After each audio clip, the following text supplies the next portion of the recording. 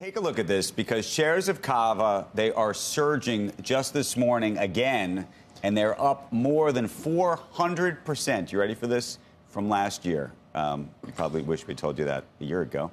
Or the fast food chain reported stronger than expected third quarter profits and revenue, raised its full year guidance. Same store sales jumping 18%. Talk about a growth story. Joining us right now to break down the results is Cava co-founder and CEO Brett Schulman. Stock up this morning just on the back of this. Posted 17%. Dare I ask, do you look at the stock price?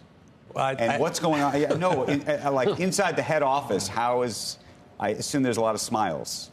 Well, we tell the team stocks are going to go up and down every day. And the night before the IPO, I actually said to the team, look, this is not the destination. It's the next chapter in our journey. And if we keep our heads down, focus on our mission to bring heart health and humanity to food, that over time, that stock price will go up and it will take care of itself.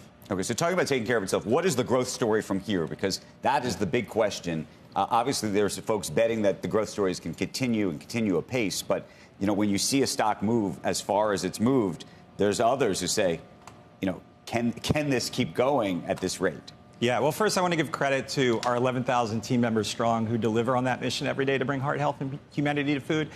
Our goal is 1,000 restaurants by 2032, which basically implies a 15% plus compound annual unit growth rate. This year, we've been able to exceed that a little bit. We raised our guidance to 56 to 58 new restaurants, so closer to 17, 18%. And we gave preliminary guidance for next year of at least 17% plus, given the health and strength of our real estate pipeline. When you look at 1,000 restaurants and what that looks like, I mean, there is a moment oftentimes where you get into this kind of period where people start to question whether you're cannibalizing business at other restaurants. Yeah. What is the magic number where it gets a little bit more complicated for you? Well, we see that runway extending every year, and I think the thing that gets us most excited, and I think has investors excited, is we have so many ways to win.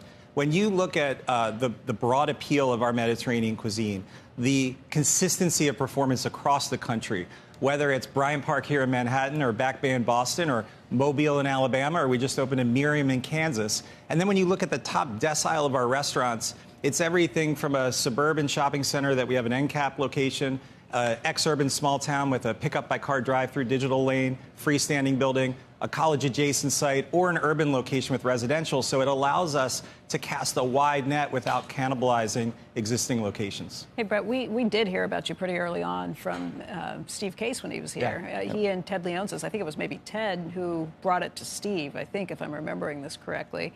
But they identified you really early. And it's great food. It's healthy. You feel like you're eating well when you're getting it. Right. Spicy. Yeah, it's good. It's good food. Got it all. What's the moat that keeps others from copying you? Is it getting big enough that it's too hard to take you on?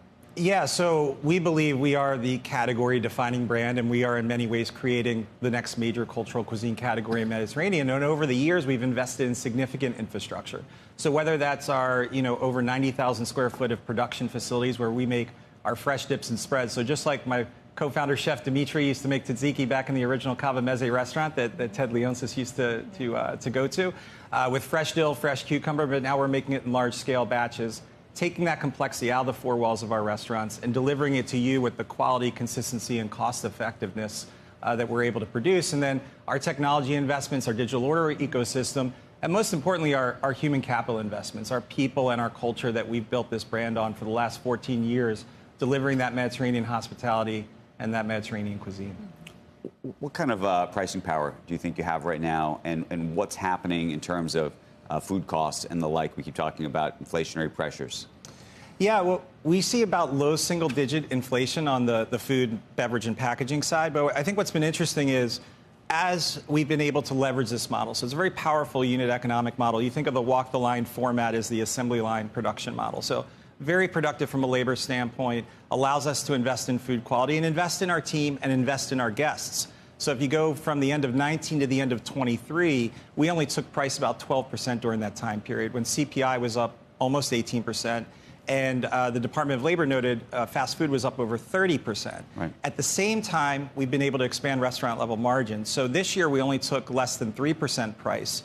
Again, trying to invest in our guests. And I think that's what you've seen drive the traffic growth. So we think we have pricing elasticity, but we're not necessarily looking to take it just because we can. What percentage of the business is now walk-in versus pick up via mobile? Yeah, I think this is really interesting. So, we've been taking a bit of a contrarian point of view where we think the demise of the dining room is greatly exaggerated, but that it's not an either or, it's an and. We have great digital convenient channels, which about 36% this quarter of our revenue came through those channels.